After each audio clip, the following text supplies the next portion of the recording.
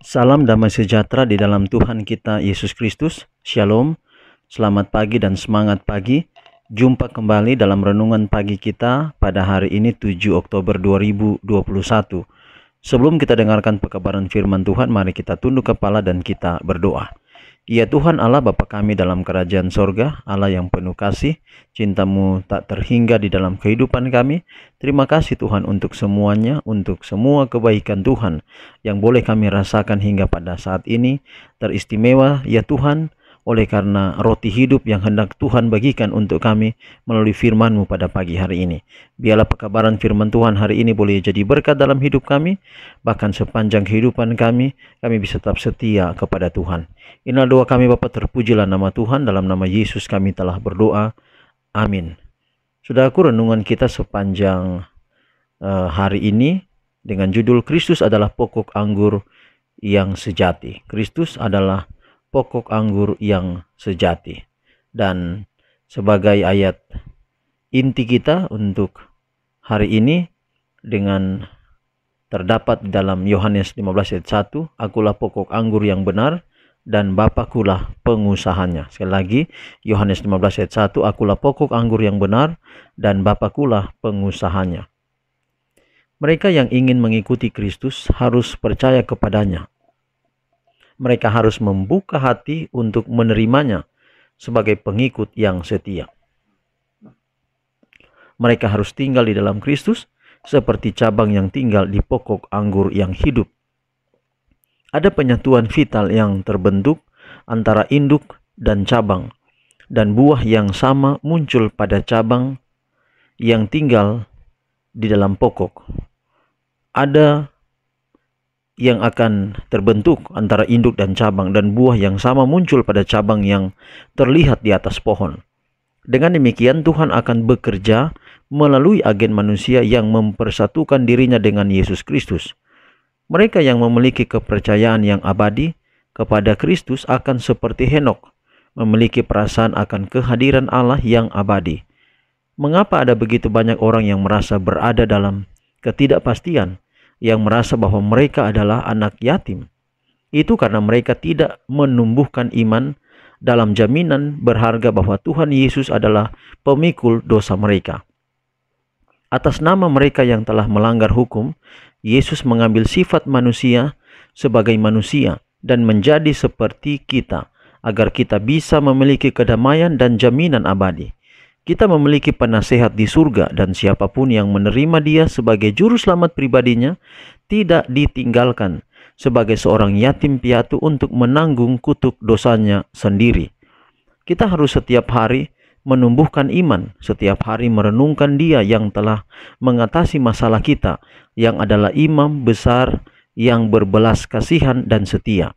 Sebab oleh karena Ia sendiri telah menderita karena pencobaan, bukan dalam beberapa hal, tetapi dalam semua hal seperti kita, maka Ia dapat menolong mereka yang dicobai. Sebab imam besar yang kita punya bukanlah imam besar yang tidak dapat turut merasakan kelemahan kita. Bahkan sekarang di surga, Dia menderita kesengsaraan kita, dan sebagai juru selamat yang hidup, sebagai pembela, Dia membuat pengantaran bagi kita. Kita harus menjalankan iman setiap hari, dan bahwa iman hendaknya bertumbuh setiap hari ketika kita menyadari bahwa Dia tidak hanya menebus kita, tetapi telah mengasihi kita dan membasuh kita dari dosa-dosa kita dengan darah-Nya sendiri, dan telah menjadikan kita raja dan imam bagi Allah dan Bapa. Puji Tuhan saudara, bahwa bagaimana kita bisa bertahan hidup dalam konteks rohani, yaitu kita perlu tinggal di dalam Bapa. Kalau kita tinggal di dalam Bapa, dalam simbol atau dalam lambang yang digunakan dalam renungan pagi kita adalah kita tinggal di dalam pokok anggur.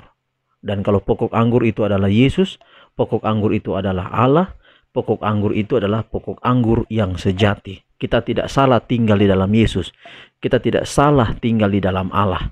Kalau kita tinggal dalam Allah, kita tinggal di dalam Yesus, kita akan berbuah. Itulah sebabnya kalau pertanyaan bagaimana caranya kita memiliki buah seperti Yesus, caranya adalah tinggal di dalam Yesus. Kita memiliki karakter seperti Yesus, kita harus tinggal di dalam Yesus. Sama dengan pelajaran kita kemarin. Bagaimana kita dapat menjadi anak-anak Tuhan yang setia? Caranya adalah kita menjadi satu sebagai anak-anak Allah. Kita menjadi anak-anak Allah, lalu kemudian kita menjadi satu dengan sebagai, ya, kita menjadi satu sebagai anak-anak Allah. Bagaimana menjadi satu sebagai anak-anak Allah?